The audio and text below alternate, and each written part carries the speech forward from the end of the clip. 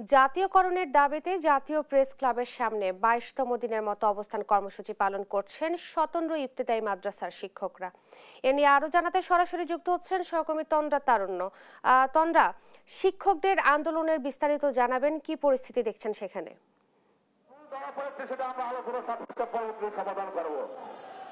পরিবেশ নষ্ট করা যাবে না।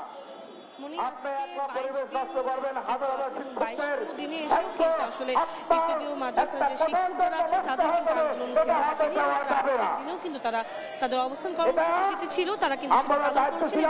আজকে কিন্তু তারা এখানে আছেন এবং তারা আজকে কিন্তু শান্তিপূর্ণভাবে তারা তাদের যে অবস্থান কর্মসূচি সেটা কিন্তু তারা পালন করছেন। যদিও গতকাল থেকে তারা আসলে লং মার্চ যমুনা ঘোষণা করেছিলেন এবং তারা কিন্তু আসলে লং মার্চ ঘোষণার পরপরই তারা আসলে যমুনা অভিমুখে যাওয়ার চেষ্টা করেছিলেন। তবে পরবর্তীতে কিন্তু আসলে পুলিশের বাধার মুখে পড়ে তারা সেখানেই থেমে যায়। প্রেস ক্লাবে কিন্তু তারা অবস্থান করছিলেন এবং তাদের কর্মসূচি পালন করছিলেন এবং পরবর্তীতে যেহেতু তারা সচিবালয়ে গিয়েছেন তাদের একটি প্রতিনিধি দল এবং সেখানে আসলে তারা বৈঠকে বসেছেন এবং এরপরে কিন্তু তারা সেখান থেকে আসলে আশ্বাস নিয়ে আবারও প্রেস ক্লাবে ফিরে এসেছেন যে তাদের যে দাবিটি ছিল এবং যে দাবিগুলো ছিল আসলে তার মধ্যে নতুন যে দাবিটি ছিল জাতীয়করণের দাবি, সেই দাবির ব্যাপারে আসলে কাজ শুরু করছে বা কার্যক্রম শুরু হচ্ছে এবং পাশাপাশি আজকে কিন্তু তাদেরকে বলা হয়েছিল যে তাদের এখানে যারা রয়েছেন তাদের এমপিও ভুক্ত করার পরে সেই ফাইলে কিন্তু তারা স্বাক্ষর করবেন, এমনটাই কিন্তু তাদেরকে বলা হয়েছিল। টিএমডি ওখানকার যে মন্ত্রণালয় যে আছেন তিনি কিন্তু তাদেরকে এটি বলেছেন এবং এর পরবর্তীতে কিন্তু তারা বলছেন যে আসলে তাদের যে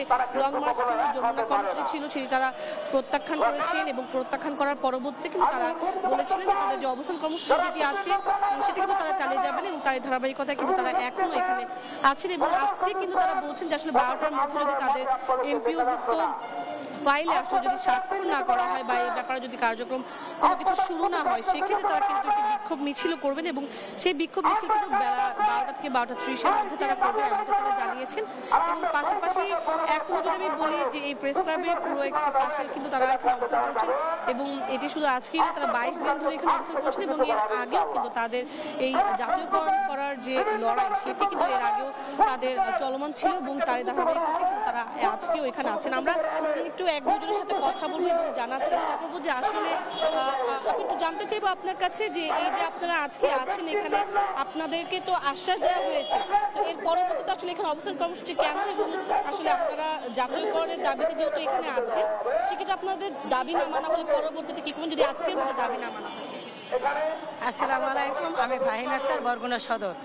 আমাদের আজকে 22 দিন যাবৎ এই আন্দোলন চলে যাচ্ছে, কিন্তু কালকের আমাদেরকে আশ্বাস দিয়েছে যে 1019টা স্বাক্ষর করা হয়েছে, কিন্তু বাকি যে অনুদানবিহীনগুলো 7 তারিখে আসা শিক্ষামন্ত্রী উনি স্বাক্ষর করবে, তারপরকে আমাদেরকে বিজ্ঞাপন হাতে দিয়ে ওনারা আমাদেরকে উঠিয়ে দেবে। তারপরে আমরা এই জন্য রয়েছি যে যাতে আমাদের বিজ্ঞাপন আমরা হাতে পেয়ে জাতীয়করণের তারপরে আমরা মাঠ থেকে ত্যাগ করবো, তার আগে আমরা মাঠ ত্যাগ করবো না।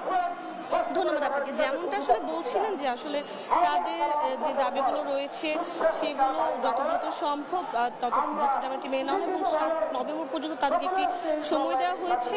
তবে এই 7 নভেম্বরের পরবর্তীতে আসলে কি হবে বা 7 নভেম্বর আসলে তাদের দাবি মেনে নেবে কিনা সেই সংখ্যা থেকে কিন্তু তারা এখনো এখানে অবস্থান কর্মসূচি পালন করছেন এবং ঠিক তারা থাকবেন এখানে 7 নভেম্বর পর্যন্ত। তাদের এই কর্মসূচি তারা কিন্তু অব্যাহত রাখবেন এবং তারা দাবি মেনে আসলে তারপরে তারা আবার তাদের ক্লাসরুমে তারা ফিরে যাবেন, এমনটাই কিন্তু তা জানিয়েছে। তো মনি, এই ছিল আমার কাছে প্রেস ক্লাব থেকে সর্বশেষ।